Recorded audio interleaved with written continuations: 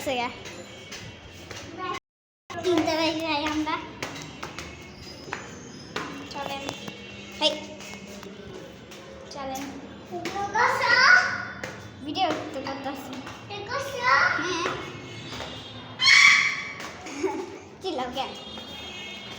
photo খুলবি ওই photo খুললি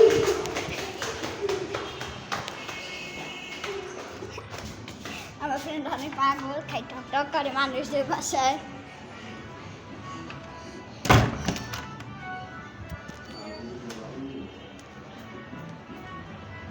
এই যে এখানে খেলতেছিলাম